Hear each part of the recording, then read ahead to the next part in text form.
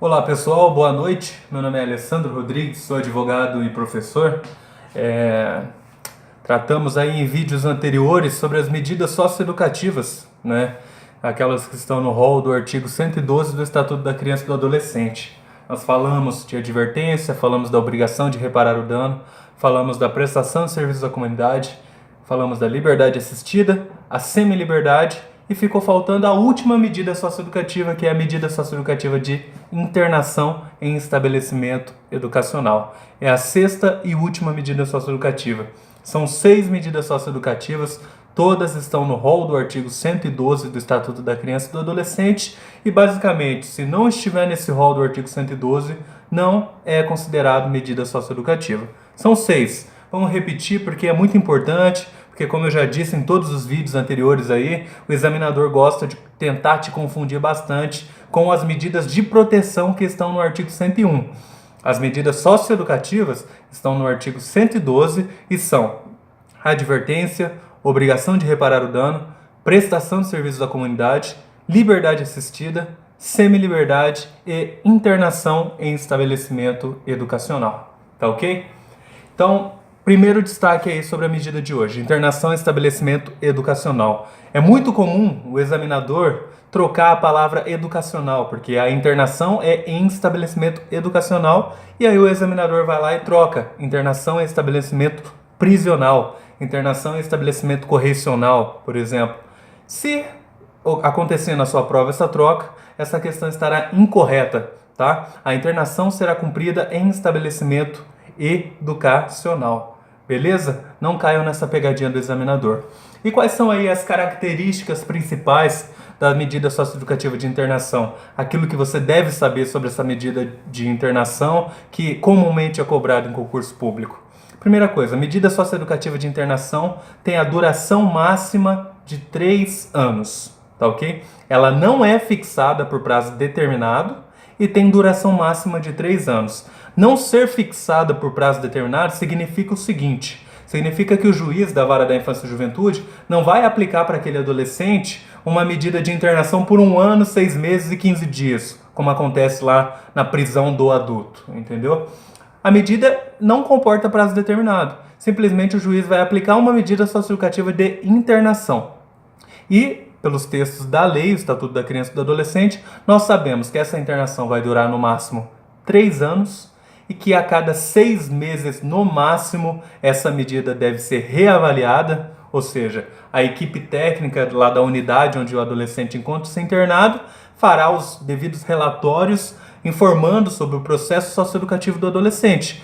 E isso deve ocorrer a cada 6 meses no máximo. E o juiz, com base no que está escrito naquele relatório, vai decidir se mantém o adolescente sob internação, se concede uma medida, por exemplo, liberdade assistida ou semi-liberdade para o adolescente, ou se revoga a medida socioeducativa, retira qualquer vínculo socioeducativo do adolescente, tá ok? O fato é que a internação em estabelecimento educacional não pode durar mais do que 3 anos, beleza? E outra característica, aos 21 anos de idade a liberação será compulsória. Aos 21 anos de idade completou 21 anos de idade, acabou a aplicação excepcional do Estatuto da Criança e do Adolescente, tá ok? Ou seja, se o jovem, já é jovem, com 20 anos, está cumprindo medida de internação, e é plenamente possível uma pessoa de 20 anos cumprir internação junto com na mesma unidade de adolescentes de 15, 16 anos, plenamente admissível. Tem lá 20 anos de idade. Na data em que completar 21 anos de idade, a liberação será compulsória, porque acaba a aplicação excepcional do Estatuto da Criança e do Adolescente. Tá ok? Outra característica bastante cobrada de suma importância. A internação em estabelecimento educacional, ela é uma medida que priva o adolescente de liberdade. E por ser uma medida que priva o adolescente de liberdade, o examinador gosta de colocar essa questão que eu vou dizer agora exatamente para te confundir. Mesmo sendo uma medida que prive o adolescente de liberdade, retira a liberdade do adolescente, ainda assim é permitida a execução de atividades externas. E outra coisa, não é necessária autorização judicial, tá ok? É o diretor da unidade socioeducativa, da unidade de internação, que vai decidir se aquele adolescente pode ou não exercer alguma atividade fora da unidade socioeducativa. Ou seja, algum curso, alguma palestra, alguma coisa que seja relevante ali para o processo socioeducativo do adolescente, ele pode fazer fora da unidade socioeducativa, fora da unidade de internação. Tá ok? Observação importante.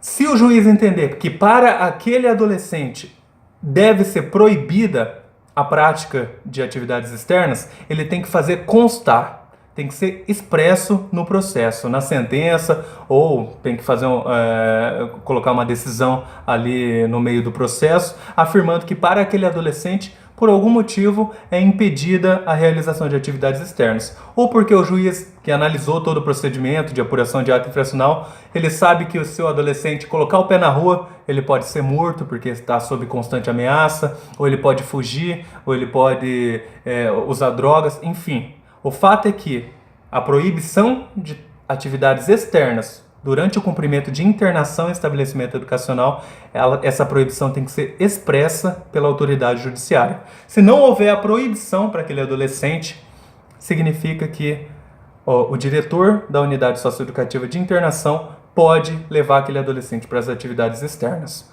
Tá ok? Essas são as principais características da medida socioeducativa de internação. Tá? Completamos agora os 6 vídeos, cada um tratando de uma medida socioeducativa com as principais características.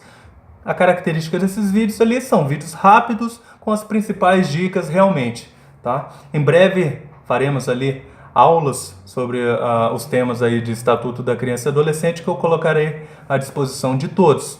Por enquanto o que eu peço é um favor, né, para todos que estão assistindo esse vídeo, que possa curtir minha página no Facebook, Prof. Alessandro Rodrigues, que possa se inscrever no canal no YouTube, Prof. Alessandro Rodrigues, porque, não digo semanalmente ali, principalmente agora que eu estou um tempo sem fazer alguns vídeos, mas constantemente ali vou colocar vídeos com algumas dicas importantes, não só de Estatuto da Criança e Adolescente, mas direito penal e direito processual penal também. Espero que esses vídeos sejam úteis, que possam ajudá-los a responder de forma correta algumas das questões que caem em concursos públicos. E até o próximo vídeo. Obrigado pela atenção. Valeu!